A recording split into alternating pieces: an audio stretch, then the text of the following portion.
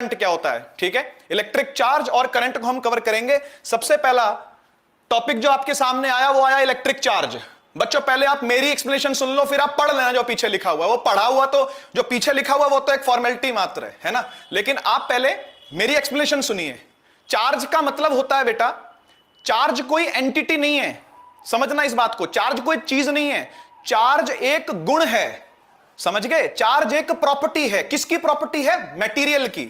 किसकी प्रॉपर्टी है? मैटर की। जैसे आपने 9th क्लास के अंदर पढ़ा होगा कि मैटर जो होता है उसका मास भी होता है और उसकी वॉल्यूम भी होती है। याद करो, चैप्टर नंबर 1 के अंदर आपने पढ़ा था, है ना, मैटर इन आवर सराउंडिंग्स के अंदर लास्ट ईयर, कि matter is the one which has mass and which occupy space. एक तीसरी प्रॉपर्टी भी आज सुन लो भाई, कि matter is the one which has charge. Charge भी होता है, अंदर होता है उसके, है ना। नेट चार्ज कितना है वो बात नहीं कर रहा, टोटल चार्ज उसके ऊपर कितना है वो बात नहीं कर रहा, लेकिन अंदर उसके चार्ज है, ठीक है। चाहे वो एलिमेंट्री पार्टिकल्स के फॉर्म में हो या एलिमेंट्री पार्टिकल्स के अंदर बैठे क्वार्क्स के फॉर्म में हो। अप क्वार्क डाउन क्वार्क आपने सुने होंगे कहीं ना कहीं, नहीं सुने तो भी कोई बात नहीं, उनको वैसे आप यहां पर आपने पढ़ना भी नहीं है, लेकिन आप इतना समझ के चलो कि मटेरियल के ऊपर चार्ज रहता है, ठीक है ना।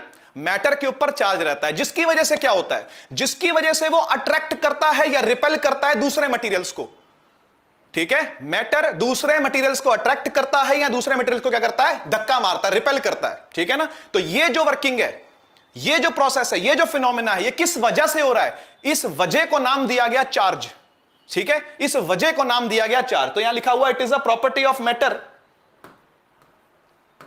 है ना। It is a property of matter to attract और रिपेल अदर मटेरियल्स। दूसरे मटेरियल को क्या कर पाना, अट्रैक्ट कर पाना या रिपेल कर पाना, इसी को कहते हैं चार्ज। इस प्रॉपर्टी का नाम है चार्ज, ठीक है। दो तरह के चार्जेस होते हैं भैया, ठीक है ना। एक होता है पॉजिटिव चार्ज, एक होता है नेगेटिव चार्ज, आप जानते ही हो, ठीक है। दो तरीके से चार्ज को समझा गया है कि भाई दो अलग अलग डिफरेंट टाइप के चार्ज हैं, क्योंकि वो अट्रैक्ट कहीं कहीं कर रहे हैं, कहीं कहीं रिपेल कर रहे हैं, तो कम से कम दो तरीके के चार्ज तो होंगे ही, पॉजिटिव चार्ज और नेगेटिव चार्ज।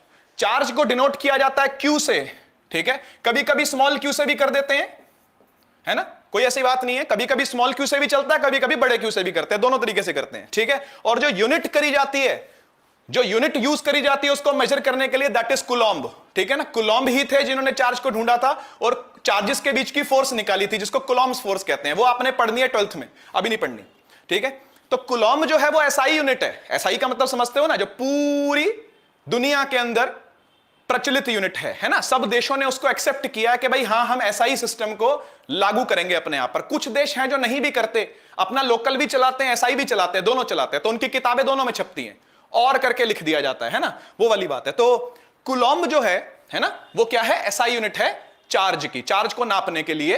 तो ऐसा लिखा जाएगा ना चार्ज को, फिर देखो Q इक्वल्स टू 3 कूलम, ऐसे लिखेंगे ना। कूलम का शॉर्ट होता है C, चार्ज का शॉर्ट होता है Q। Q equals to 3 coulomb, ये हो गया आपका मैग्नीट्यूड। 3 जो है वो है मैग्नीट्यूड, और C बोले तो कूलम, वो आपकी क्या है, यूनिट है। तो किसी भी क्वांटिटी को लिखने के लिए दो चीजें चाहिए होती हैं। क्या बोला? किसी भी क्वांटिटी को लिखने के लिए दो चीजें चाहिए होती हैं, एक मैग्नीट्यूड, दूसरा